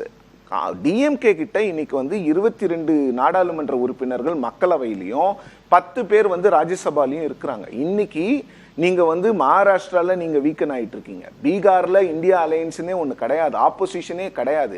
அப்ப தமிழ்நாட்டுல மட்டும்தான் உங்களுக்கு வந்து ஒரு கட்சி, இந்த இந்தியா அலையன்ஸ் அப்படிங்கிறது வந்து ரொம்ப ஸ்ட்ராங்கான ஃபோர்ஸா இருக்கு.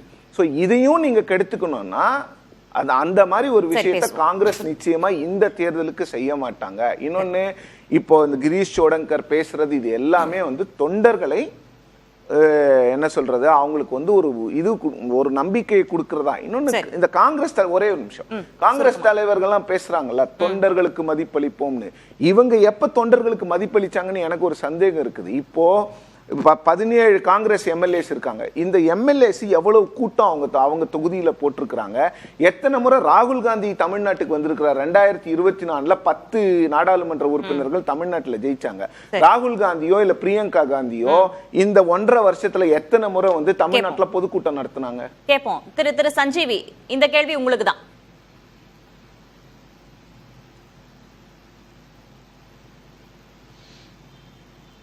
திரு சஞ்சீவி, தேசிய கட்சின்ற போது தொடர்ந்து இல்ல கர்நாடகா எலெக்ஷன் அதே மாதிரி தெலுங்கானா எலெக்ஷன் ஜெயிச்ச பிறகு அங்க போகல. ஒன்னு அல்லது 2 வாட்டி தான் அவங்களால போக முடிஞ்சது. சோ தொடர்ந்து அடுத்தடுத்த தேர்தலுக்கு வரும்பொழுது அதுக்கான தேவைகள் ஏற்படல நினைக்கிறேன். அதனாலதான் பாத்தீங்க அப்படின்னா தொடர்ந்து அங்க ஒரு ஸ்டேட் யூனிட் இருக்கு. அதுக்கான ஒரு என்ன சொல்றது, காங்கிரஸ் ரெப்ரசன்டேட்டிவ் இந்த ஸ்டேட்ல சில பேர் இருக்காங்க இல்லையா, எம்பிஸ் இருக்காங்க. ஆனா தொடர்ந்து ஒவ்வொரு இஷ்யூ வரும்போது குரல் கொடுத்துட்டு தான் இருக்காங்க அவங்க. அதே தொடர்ந்து அதுக்கான சூழல் ஏற்படல நினைக்கிறேன். ஏன்னா தமிழ்நாடு கர்நாடக எலெக்ஷன் முடிஞ்ச அடுத்து 4 மாநில தேர்தல். வடநாட்டுல பாத்தீங்கன்னா ஒரு ராஜஸ்தான், சத்தீஸ்கர், தெலுங்கானா, அதுக்கப்புறம் மத்திய பிரதேஷ் 4 ஸ்டேட் எலெக்ஷன் இருந்தது. அப்புறம் லோக்சபா எலெக்ஷன் இருந்தது. தொடர்ந்து பாத்தீங்க அப்படின்னா எலெக்ஷன் மேல எலெக்ஷன் நடக்குதுன்னா ஸ்கோப் கிடையாதுன்னு நினைக்கிறேன். ஏன்னா இன்னொன்னு பாத்தீங்க அப்படின்னா தேர்தல் நடக்கக்கூடிய மாநிலங்களுக்கே அவங்க போலன்ற மாதிரி ஒரு அலிகேஷன் இருக்கும்போது தேர்தல் இல்லாத மாநிலங்களுக்கு எப்படி வருவான்னு எதிர்பார்க்க முடியும். சரி, அதுல அவர் முன்வச்ச இன்னொரு முக்கியமான விஷயம், ஒட்டுமொத்தமாக பார்க்கும்போது இந்தியா கூட்டணி வலுவாக இருக்கிறது அப்படின்னு சொல்லணும்னா அது தமிழகத்துல தான். திமுகவும் காங்கிரசும் ஒரு நல்ல கூட்டணி அந்த நிலையில தான் இருக்காங்க. இந்த சூழல்ல தாவேகாவுடனான கூட்டணி தொடர்பான பேச்சுகள் வரும்போது அதை கட்டுப்படுத்த வேண்டியது தலைமையுடைய பொறுப்பு தானே. அத காங்கிரஸ் உணர்ந்திருக்கா? இல்ல அதான் சொல்றேன். இல்ல அத ஒவ்வொரு விஷயத்துக்கும் வந்து ஹைகமாண்ட் ரியாக்ட் பண்ணணும்னு அவசியம் கிடையாது. அதுக்கான இன்டைரக்ட் பதில் தான் பாத்தீங்க அப்படின்னா கார்கே அவர்கள் கையெழுத்து போட்டு வந்து அந்த ஐவரணி ஒரு 5 மெம்பர் கமிட்டி வந்து அமைச்சு அவங்க முதலமைச்சர் சென்று பேச்சுவார்த்தை ஆரம்பிச்சிட்டாங்க. கிட்டத்தட்ட ஃபார்முலா ஒரு என்ன சொல்றது ஹீஷர் டாக்ஸ் தொடங்கிட்டாங்க. அதுக்கு பிறகு என்ன நடந்தாலும் அது இட்ஸ் என்ன சொல்றது இட்ஸ் நாட் அபிஷியல் கிடையாது இல்லையா. பிரவீன் சக்கரவர்த்தி சென்று சந்தித்தாலும் அல்லது தொடர்ந்து மற்றவங்க பேசினாலும் வந்து ஹைகமாண்ட் என்ன சொல்லுது, ஒரு சீல்ல வந்து 5 பேர் பேட்டி கொடுத்திருக்காங்க. அவங்க போய் முதலமைச்சர் சந்திச்சிட்டாங்க. தொடர்ந்து ஒரு டிஎன்சிசி சீஃபா இருக்கக்கூடிய செல்வபுரத்திலே தொடர்ந்து பேட்டி கொடுத்துட்டு இருக்காரு ஒவ்வொரு வாட்டியும். இல்ல எங்க அலைன்ஸ் ஸ்ட்ராங்கா இருக்குன்னு சொல்லும் போது நீங்க மற்றவங்க என்ன சொன்னாலும் இட் இஸ் நாட் அபிஷியல். அப்படிதான் சொல்லணும் தவிர அதான் சொல்றேன் டிவிக்கே டிஸ்ட்ராக்ட் பண்றாங்க. டிவிக்கே டிஸ்ட்ராக்ட் பண்றாங்க. சரி, நம்ம தொடர்ந்து பேசுவோம். திரு சுவாமிநாதன், மூவரும் சொன்னது அந்த விஷயம் தான். ஒவ்வொரு விஷயத்துக்கும் வந்து ஹைகமாண்ட் வந்து ரியாக்ட் பண்ணணும், அவங்க கிட்ட இருந்து பதில் எதிர்பார்க்கணும் அப்படின்னு அவசியம் இல்ல. திமுகவும் காங்கிரசும் ஒரு வலுவான கூட்டணியில தான் இப்போதைக்கு இந்த நிலைமையில இருக்காங்க. தாவேக தான் இந்த மாதிரியான விஷயங்களை உருவாக்குது அப்படின்றாங்க. அந்த சூழல் தான் இருக்கா? இல்ல ஒரு பக்கம் தமிழக வெற்றி கழகம் ரொம்ப ரொம்ப விரும்புறாங்க எப்படியாவது காங்கிரஸ் நம்ம பக்கம் வந்துடணும். ஏன்னா கிட்டத்தட்ட ஒரு 2 ஆண்டுகளுக்கு முன்பு கட்சி ஆரம்பிக்கிற பொழுதே ஆட்சியில் பங்கு அதிகாரத்தில் பங்குன்னார் நடிகர் விஜய் அவர்கள். இது என்னோட நடிக்கிறதுக்கு யார் வேணாலும் வரலான்னா வீட்டுக்கு முன்னாடி ஒரு 2000 பேர் திரண்டு நிற்பாங்க. ஆனா அவர் கூட கூட்டணிக்கு வாங்கன்னு அவர் அழைத்த பின்பு யாரும் போகல. அது வந்து காங்கிரஸை எதிர்பார்த்து அவர் இருக்கிறார், அதுல சந்தேகமே இல்லை. அதே நேரத்துல 26ல அந்த மாற்றத்தை காங்கிரஸ் தயாராகாது அப்படின்னு ஒரு பேச்சு சொல்றோம்ல. ஒரு பக்கம் திமுகவோட பேர வலிமையை கூட்டுற இடத்துல காங்கிரஸ் இருக்கு. திமுக இதன் மூலமா தன்னோட பேர வலிமையை கூட்டிக்க முடியும். இன்னொன்னு, காங்கிரஸுக்கு முக்கியமான தேர்தல் என்பது 2029 தேர்தல் தானே. இந்த 2026 சட்டமன்ற தேர்தல் திமுகவுக்கு தானே முக்கியம். நம்ம இந்த இடத்துல காங்கிரஸ் முடிவெடுக்காது, காங்கிரஸ் அந்த ரிஸ்க் எடுக்காதுன்னு சொல்றது நம்ம 29க்கு வேண்டுமானால் தானே பொருந்தும். காங்கிரஸ் ரிஸ்க் எடுக்கிறதா இருந்தா அது இந்த தேர்தலில் மட்டும்தான் எடுக்க முடியும். 26ல விஜயோடு கைகோர்த்து பார்த்தால் ஒருவேளை அவர்கள் வேற வலிமைக்கு படியல, கூட்டணி ஆட்சிக்கும் சம்மதிக்கல, எந்த புள்ளியிலையும் திமுக தங்களுக்கு உரிய முக்கியத்துவம் கொடுக்கல, கூடுதல் சீட்டும் கொடுக்கல. ஏற்கனவே அவர்கள் 200க்கு மேல ஜெயிக்கணும்னு ஒரு இலக்கு வைத்திருக்காங்க. 200க்கு மேல ஜெயிக்கணும்னா காங்கிரசுக்கு ஏற்கனவே கூடுதல் தொகுதிகள் கொடுத்த போதெல்லாம் திமுக தோல்வி அடைந்திருக்கிறது. 63 தொகுதிகள் கொடுத்த போது 2011 சட்டமன்ற தேர்தலில் இருக்கலாம். ஒரே ஒரு விஷயம், 200ன்னு அவர் சொன்னது கூட்டணிக்கு தான் சொன்னாரு. மதசார்பற்ற முற்போக்கு கூட்டணி 200 இடங்களில் வெற்றி பெறும் தான் சொன்னாங்க. ஆமா சார், மொத்தமா 200ன்னாரு. அதே நேரத்துல காங்கிரஸ் கட்சிக்கு எப்பொழுதெல்லாம் திமுக கூட்டணியில் கூடுதல் இடங்கள் ஒதுக்கப்பட்டிருக்கிறதோ, 63 நாயன்மார்களாக போட்டிட்டு பஞ்சபாண்டவர்களாக 5 பேர் தான் ஜெயிச்சாங்கன்னு காங்கிரஸ்குள்ள இருந்தே விமர்சனம் வந்தது 2011 சட்டமன்ற தேர்தலில். 2016 அது போன்று கூடுதல் இடங்கள் கொடுத்ததா தோல்விக்கு காரணம் அமைஞ்சது. 8 சீட்டு தான் ஜெயிச்சாங்க. அப்ப இது காங்கிரஸ் கட்சி ரிஸ்க் எடுத்து பார்க்கக்கூடிய ஒரு தேர்தல் அது சட்டமன்ற தேர்தல் தானே. அதுக்கு ஒரே ஒரு சின்ன புள்ளி வரும் மட்டும் சொல்ல விரும்புறேன். கடந்த 2014 பாராளுமன்ற தேர்தல் காங்கிரசுக்கு எவ்வளவு முக்கியமான தேர்தல். அந்த தேர்தலில் தான் பிரதமராக நரேந்திர மோடி அவர்களை முன்னிலைப்படுத்தி முதல்ல தேர்தலை சந்திக்குது பாஜக. ஆனா அந்த நேரத்திலேயே திமுகவும் காங்கிரஸ் தனித்தனியா தேர்தலை சந்திச்சாங்க. 2 பேருக்குமே ஒரு சீட்டுமே கிடைக்கல. ஒட்டுமொத்த தமிழ்நாட்டிலேயே 2 பேருக்குமே தோல்வி அடைஞ்சாங்க. ஆனா 2016 கூட்டணி அமைச்சிட்டாங்கல்ல. 2016 சட்டமன்ற தேர்தல் திமுகவுக்கு முக்கியமான தேர்தல். அவர்கள் காங்கிரஸோட கூட்டணி அமைச்சாங்க. காங்கிரஸ் கட்சி அந்த தேர்தலில் ஒரு 8 சீட்டு ஜெயிச்சாங்க. ஆனா 2014 பாராளுமன்ற தேர்தலில் தனித்தனியா தானே சந்திக்கிறாங்க. அப்ப இது காங்கிரஸுக்கு ரிஸ்க் எடுக்கிறதுக்கான ஒரு தேர்தல் தான் இந்த தேர்தல் 2026 தேர்தல். திமுக தான் இப்பொழுது அவர்களை ஏதோ ஒரு புள்ளியில சமரசம் செய்ய வேண்டிய இடத்துல இருக்கு. திருமிக லட்சுமி, திமுக இந்த விவகாரத்துல என்ன நினைக்குது? காங்கிரஸ் நம்ம கூட தான் இருக்கும் அப்படின்னு அவங்க உறுதி செஞ்சிருக்காங்க அப்படின்றதன் அடிப்படையில கடந்த முறை 25 தொகுதிகள் அவங்களுக்கு ஒதுக்கப்பட்டது. இப்போ 70 தொகுதிகள் வரைக்கும் கேட்போம் அப்படின்னு திரு ராஜேஷ்குமார் சொல்லியிருக்காரு. அப்ப கூடுதல் தொகுதிகளை கேட்க வாய்ப்பு இருக்குன்னு தெரியுது. திமுக தொகுதி காங்கிரஸ் வேட்பாளர் இருக்காங்களா தமிழ்நாட்டுல? திரு ராஜேஷ்குமார் அவர்கள் சொல்லி ராஜேஷ்குமாருக்கு திமுகவோடு கூட்டணி வேண்டாம். அதாவது இருக்கக்கூடிய 18 எம்எல்ஏக்கள்ல ஒரு சில எம்எல்ஏக்களுக்கு இந்த கூட்டணி வேண்டாம் அப்படின்ற ஒரு முடிவுல இருக்காங்க. இந்த கூட்டணியில இருக்கிறதுனால காங்கிரஸினுடைய செல்வாக்கு குறைகிறதுன்னு நினைக்கிறாங்க. என்னை பொறுத்த வரைக்கும் திமுக வந்து காங்கிரஸை சுமக்காம விட்டுட்டா கூட திமுக வந்து அவங்களுக்கு இந்த ஒரு தேர்தல் தோக்கிறதோ இல்லை இந்த ஒரு தேர்தல் ஜெயிக்கிறதோ அவங்களுக்கு ஒரு பெரிய சிரமமா இருக்காதுன்னு நினைக்கிறேன். திமுகவை பொறுத்த வரைக்கும் காங்கிரஸ் இல்லைன்னா பரவாயில்லன்னு தான் பெரும்பாலான எம்எல்ஏக்களும் அமைச்சர்களும் நினைக்கிறாங்க. திமுகவில் வேண்டாம், வெளியில போகணும்னு முடிவெடுத்தாங்கன்னா போகட்டும். ஆனால் தலைமையை பொறுத்த வரைக்கும், திமுக தலைமையை பொறுத்த வரைக்கும் இந்த கூட்டணி அவங்களுக்கு கடந்த சில தேர்தல்களாக அந்த ஒரு என்ன சொல்றது, ஒரு நேச்சுரல் ஆலி அப்படின்றதுனால அவங்களுக்கு இந்த கூட்டணி வேண்டும் அப்படிங்கிற முடிவில் இருக்காங்க. இன்றைக்கு வரைக்கும் தொகுதி பங்கீட்டுக்கான பேச்சுவார்த்தை நடந்தது, போய் கேட்டாங்க, பேசினாங்க, அதெல்லாம் எல்லாமே வெளியில செய்திகளாக வருதே தவிர அது மாதிரியாக எந்த உறுதியான தகவலும் எனக்கு தெரிஞ்சு நடக்கலை இது வரைக்கும். அப்படி எந்த ஒரு நிகழ்வும் நடக்கலை. அந்த குழு சந்திச்சது உண்மை, முதலமைச்சரை சந்தித்தது உண்மை. ஆனால் தொகுதி பங்கீடு குறித்த பேச்சுவார்த்தை நடந்ததா அப்படின்னா அது கேள்விக்குறிதான். இன்னொன்று, ஒருவேளை காங்கிரஸ் இந்த கூட்டணியில் நீடிக்கிறது அப்படின்னா திமுக ஏற்கனவே கொடுத்த அந்த 25 தொகுதிகள் அப்படியே, ஏன்னா நீங்க அதுக்கான உதாரணம் நமக்கு வந்து 24 எலெக்ஷன் 2019 என்ன தொகுதிகள் எப்படி போட்டியிட்டாங்களோ அதே போல தான், அதே நம்பர்ஸ் தான் திரும்பவும் 24லயும் கொடுக்குறாங்க. அதே மாதிரி 2021 எப்படி ஒரு ஈக்குவேஷன் இருந்ததோ, எப்படி வந்து நம்பர்ஸ் டிவைட் பண்ணிக்கிட்டாங்களோ அதே போலதான் இப்போதும் இருக்கும் அப்படின்னு நான் நினைக்கிறேன். சரி, திரு சுவாமிநாதன், திமுக ஏற்கனவே ஒதுக்கிய தொகுதிகளை தான் இந்த முறையும் ஒதுக்குவதற்கான வாய்ப்பு இருக்கு. காங்கிரஸ் இல்லை என்றாலும் திமுக வலிமையாக தான் இருக்கும், அந்த நோக்கத்துல தான் பார்க்கணுமா இந்த கூட்டணியை?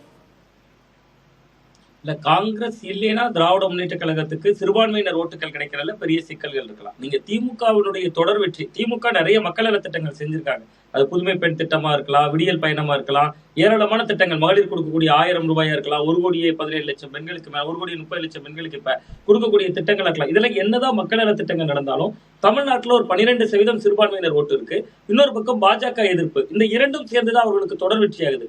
2019, 21, 24 இந்த மூணுமே நமக்கு வந்து ரொம்ப தெள்ள தெளிவாக உணர்த்தக்கூடியது. ஒரு மோடி எதிர்ப்பு, பாஜக எதிர்ப்பு என்பதை கூர்மைப்படுத்தி தான் திமுக வெற்றி பெறாங்க. அந்த பாஜக எதிர்ப்பு என்பது எந்த இடத்துல இருக்கும்னா காங்கிரஸ் எந்த பக்கம் இருக்கோ அந்த பக்கம் இருக்கும். இன்னொன்று, சிறுபான்மையினர் ஓட்டுகள் இல்லாத சூழல் எப்படி ஆகும்னா, ஒரு சின்ன உதாரணம் மட்டும் சொல்றேன். ஒருவேளை திமுகவுக்கு காங்கிரஸ் தேவையில்லைன்னு நினைச்சாங்கன்னா கடந்த 2014 பாராளுமன்ற தேர்தல் ஒரு முடிவு, ஒரு முன்னுதாரணம். ஒட்டுமொத்த தமிழ்நாட்டிலையும் திமுகவும் தோத்து போனாங்க, காங்கிரஸும் தோத்து போறாங்க. கன்னியாகுமரி காங்கிரஸ் வலுவாக இருக்கக்கூடிய மாவட்டம்னால அது ஒரு முன்னுதாரணமா சொல்லலாம் நினைக்கிறேன். கன்னியாகுமரி மாவட்டத்துல திமுக டெபாசிட் இழந்ததோடு மட்டும் இல்லாம அந்த பாராளுமன்ற தேர்தல்ல 4வது இடத்துக்கு போறாங்க. ஃபர்ஸ்ட் இடத்துல பாஜக வந்துச்சு, 2வது அண்ணா திராவிட முன்னேற்ற கழகம். சிறுபான்மை வாக்குகள் திமுகவுக்கு வராம போறதுக்கான வாய்ப்பு இருக்குன்ற கணிப்பு. காங்கிரஸ் எந்த கூட்டணியில இருக்கோ அந்த கூட்டணியில சிறுபான்மை வாக்குகள் வரும்ன்றது உண்மைதான். ஆனா இந்த தேர்தல், அதாவது டிஎம்கே வந்து கலைஞர் தலைமையில் இருந்த திமுக வேறு, இன்றைக்கு இருக்கக்கூடிய திமுக வேறு. இன்றைக்கு ஸ்டாலின் தலைமையில் இருக்க திமுக, இவங்க போடுற எலெக்ஷன் ஸ்ட்ராட்டஜி, இவங்க போடுற கணக்குகள் எல்லாமே வேற. அன்றைக்கு காங்கிரஸோடு இல்லாம கன்னியாகுமரி மாவட்டத்தில் நான் இன்னைக்கும் சொல்றேன், காங்கிரஸ்க்கு கன்னியாகுமரியும் நாகர்கோயிலையும் சிவகங்கையிலையும், அதாவது தமிழ்நாட்டில் ஆரம்பத்திலே உங்கள்கிட்ட அதை தான் சொன்னேன், சில பாக்கெட்ஸ்ல அவங்களுக்கு செல்வாக்கு அதிகம். இன்னைக்கும் சில இடங்கள்ல கையை மூடிட்டு கை சின்னத்துக்கு ஓட்டு போடுறவங்க நிறைய பேர் இருக்காங்க, கண்ணை மூடிட்டு ஓட்டு போடுறவங்க இருக்காங்க. அப்படியெல்லாம் இருக்கக்கூடிய சூழலாக இருந்தாலுமே தேர்தலில் உங்களுக்கு வந்து ஈக்குவேஷன்ஸ் எல்லாம் கம்ப்ளீட்டா மாறிடுச்சு. நீங்க பழைய கணக்குகளையே இப்ப திரும்பவும் கொண்டு வர முடியாது. இன்றைக்கு சூழலே வேறு. இன்னைக்கு பாஜக எதிர்ப்பை காங்கிரஸ் எப்படி எந்த அளவுக்கு கையில் எடுத்திருக்கிறதோ அதை விட வீரியமாக அல்லது அதற்கு சமமாக திமுக அதை கையில் எடுத்திருக்கிறது. விஜய் வந்து காங்கிரஸ் எதிர்ப்பு பிஜேபி எதிர்ப்பு பேசுறாரு அப்படின்னா அது வந்து உதட்டளவுல தான் இருக்கிறதா தான் புரிஞ்சுக்கணும். ஏன்னா அவர் கொள்கை எதிரியை எந்த இடத்துலயும் அவர் தாக்கி பேசுனதே கிடையாது. அரசியல் எதிரியை மட்டும்தான் அவர் தாக்கி பேசுறாரு. அப்படிப்பட்ட சூழல்ல காங்கிரஸ் ஒருவேளை கூட்டணிக்கு தாவேகாவோடு போகணும் அப்படின்னா போகலாம். பிரவீன் சக்கரவர்த்தி எடுக்கிறது தான் முடிவு அப்படின்னா ராகுல் காந்திக்கு அதுதான் அதள பாதாளம். பிரவீன் சக்கரவர்த்தியோ திருச்சி வேலுசாமியோ அல்லது ராஜேஷ்குமார் எம்எல்ஏவோ எடுக்கிறது தான் காங்கிரஸ் தலைமை கேட்கும்னா அது வந்து திமுக எந்த விதத்திலயும் அதை தடுக்க மாட்டாங்கன்னு நான் நினைக்கிறேன். திரு சஞ்சீவி, 2011 63 இடங்கள், 16 41, 21 25 இடங்கள். இந்த தேர்தலில் திமுக கூட்டணி நடுவே தொடரும் பட்சத்தில் எத்தனை தொகுதிகளை காங்கிரஸ் கேட்க திட்டமிட்டு இருக்கிறது? என்ன வியூகம் சுருக்கமா? இல்ல கண்டெஸ்ட் பண்ண சீட்ஸோட கண்டிப்பா ஜாஸ்தியா கேட்பாங்க. ஏன்னா அதுதான் அவங்களுக்கு வந்து இப்ப நான் கேள்விப்படுறது அப்படின்னா 9 பார்லிமெண்ட்ல காங்கிரஸ் எம்பிஸ் இருக்காங்க. சோ அதை ஈக்குவலன்ட் பண்ணி கிட்டத்தட்ட ஒரு 40 இடங்கள் கேட்கறதுக்கான வாய்ப்புகள் இருக்குன்னு தெரியுது. ஆனா இப்ப இருக்கிற சீட்டோட கண்டிப்பா குறைஞ்சபட்சம் ஒரு 5 சீட்டா கண்டிப்பா அதிகமா கேட்பாங்கன்னு சொல்லிட்டு தான் எனக்கு வரக்கூடிய தகவல்கள் சொல்லுது. சோ ஸ்ட்ராட்டஜியை பொறுத்தவரைக்கும் பாத்தீங்கன்னா ஏற்கனவே எங்கெல்லாம் பாத்தீங்கன்னா ஓட் ஷேர் ஜாஸ்தியா இருக்கும், மேடம் சொன்ன மாதிரி சவுத் தமிழ்நாடு, அதே மாதிரி குறிப்பா பார்டர் ஏரியாவில் இருக்கக்கூடிய கிருஷ்ணகிரி, தர்மபுரி, அதே மாதிரி இந்த திருவள்ளூர் மாவட்டங்களில் இருக்கக்கூடிய பார்டர் ஏரியாஸ்ல காங்கிரஸ் அதிகபட்சமான சீட்டுகள் கேட்க வாய்ப்பு இருக்கு. அந்த இடத்துல கண்டெஸ்ட் பண்ணுவாங்க. ஏன்னா ஏற்கனவே வந்து மைனாரிட்டிஸ் அதிகமா இருக்கட்டும், பிளஸ் டிஎம்கே டாமினேஷன் கம்மியா இருக்கக்கூடிய இடங்கள் அங்கெல்லாம் காங்கிரஸ் வந்து நேச்சுரலாவே பாத்தீங்கன்னா ஒரு லாஸ்ட் ஒரு 6 எலெக்ஷன்ல எங்கெல்லாம் தனிப்பட்ட முறையில் ஓட் ஷேர் ஜாஸ்தியா இருக்கும். நீங்க 2014 எலெக்ஷன் சார் பேசிட்டு இருந்தார் சுவாமிநாதன் சார், அதுல பாத்தீங்க அப்படின்னா கிட்டத்தட்ட ஒரு 9 சீட்ஸ்ல பாத்தீங்கன்னா காங்கிரஸ் ஓட் ஷேர் 10% மேல இருந்தது. 2014 எலெக்ஷன்ல கண்டெஸ்ட் பண்ணும்போது ஒட்டுமொத்தமா காங்கிரஸ் ஓட் ஷேர் 39 கான்ஸ்டிட்யூன்சி சேர்ந்து 8.7% இருந்தது. கிட்டத்தட்ட ஒரு 10 கான்ஸ்டிட்யூன்சிக்கு மேல கிட்டத்தட்ட 10% மேல இருந்தது. சோ எங்கெல்லாம் பாத்தீங்க அப்படின்னா மைனாரிட்டி ஜாஸ்தியா இருக்கு, பிளஸ் பார்டர் எங்கெல்லாம் டிஎம்கே டாமினேஷன் கம்மியா இருக்கும் அந்த மாதிரி இடங்கள்ல காங்கிரஸ் கண்டெஸ்ட் பண்றதா இருக்காங்க நினைக்கிறேன் என்ன பொறுத்த வரைக்கும் இந்த முறை. பார்ப்போம். திரு சிவப்பிரியன், மீண்டும் விஜயோடு காங்கிரஸ் கூட்டணியா அப்படின்னு பரவும் செய்தி யாருக்கு லாபம்? தாவேகாவுக்கா காங்கிரஸ்கா? இந்த பிப்ரவரி வரைக்கும் அந்த கன்ஃபியூஷன் இருந்துகிட்டே தான் இருக்கும். திமுக கிட்ட காங்கிரஸ் வந்து அந்த கூட்டணி பேச்சுவார்த்தை ஆரம்பிச்சா கூட இந்த சீட்ல எண்ணிக்கையில பிரச்சனை இருக்கு அப்படிங்கிற அந்த ரூமர்ஸ் வந்து கடைசியில நீங்க அக்ரிமெண்ட் சைன் பண்ற வரைக்கும் கேசி வேணுகோபால் மற்றவங்களாம் வந்து சைன் பண்ற வரைக்கும் இந்த ஸ்பெகுலேஷன் போயிட்டே தான் இருக்கும். இப்போ நீங்க தாவேகா காங்கிரஸ் வந்து இப்போ காங்கிரஸ் மட்டும்தான் பேசுறோம். இன்னும் கொஞ்ச நாள் பாருங்க, விசிகே வருது, லெஃப்ட் வருது, எல்லா கட்சியும் வராங்க. ஏன்னா திமுக வந்து 2021 ஃபார்முலாவை ஃபாலோ பண்ண போறாங்கன்னு செய்தி கசிய வந்ததுன்னா எல்லா கட்சிகளுக்கும் எல்லா கட்சியும் அதிருப்தியில் இருக்காங்க, அவங்க போக போறாங்க. இதே சீன்ஸை வந்து 2021 பார்த்தோம். எல்லா பிரச்சனையும் பண்ணாங்க எல்லா கட்சிகளும். காங்கிரஸ் தலைவர்கள் வந்து 25 சீட்டுக்கெல்லாம் ஒத்துக்கவே முடியாதுன்னு சொன்னாங்க. ஒரே ஃபோன் தான், இங்கேருந்து டெல்லிக்கு ஒரு ஃபோன் போச்சு, டெல்லியிலேருந்து இங்கே ஒரு ஃபோன் வந்தது, எல்லாரும் போய் அங்கே கையெழுத்து போடுங்கன்னு சொன்னாங்க, கையெழுத்து போட்டாங்க. ஒரே ஒரு சின்ன வரலாறு மட்டும் சொல்கிறேன் எல்லாருக்கும். 2013ஆம் ஆண்டு திமுக வந்து காங்கிரஸ் கட்சி கூட்டணியிலிருந்து விலகி வந்துட்டாங்க மார்ச் மாதம். ஜூன் மாதம் வந்து கனிமொழி அவர்களுக்கு 2வது முறையாக ராஜ்யசபாக்கு அனுப்புறதுக்கு அவங்களுக்கு ஒரு 6 சீட்டு தேவைப்படுது. கருணாநிதி அவர்கள் சோனியா காந்தி கிட்ட பேசுகிறாங்க. ஒரே ஃபோன் காலில் எல்லாம் மாறி காங்கிரஸ் தலைவர்கள், காங்கிரஸ் 5 எம்எல்ஏக்கள் போயிட்டு கனிமொழிக்கு ஓட்டு போடுறாங்க. அதன் பிறகு திமுக கூட்டணி இல்லைங்குது. அதன் பிறகு 2016ல் 2 கட்சியும் சேர்றாங்க. அதனால ஆட்சியில் பங்கு அப்படின்னு கேட்ட இல்ல, ஆட்சியில் பங்கு வந்து எல்லா கட்சியும் கேட்கறதா. 2006லயே காங்கிரஸ் வந்து வெளிப்படையா கேட்கலனாலும் உள்ளுக்குள்ள கேட்டதுதான். அது வந்து எந்த திராவிட கட்சியுமே அவங்களுக்கு நிர்பந்தம் இல்லாம அந்த விஷயத்த பண்ணவே மாட்டாங்க. அதுவும் தேர்தலுக்கு முன்னால யாரும் அதை கமிட்டே பண்ண மாட்டாங்க, எந்த கட்சியும் தமிழ்நாட்டுல பண்ணது. சரி, இதை உங்களோட இறுதி கருத்தா எடுத்துக்கிறேன். இந்த அமர்வில் பங்கேற்ற 4 விருந்தினர்களுக்கும் நன்றி, பார்த்த நேயர்களுக்கும் நன்றி. நேர்பட பேசு நிறைவடைகிறது. இணைந்திருங்கள் புதிய தலைமுறையோடு. அது வந்து கண்டிப்பா ஏற்றுக்கொள்ள முடியாது. பிரதான கூட்டப்பட்டது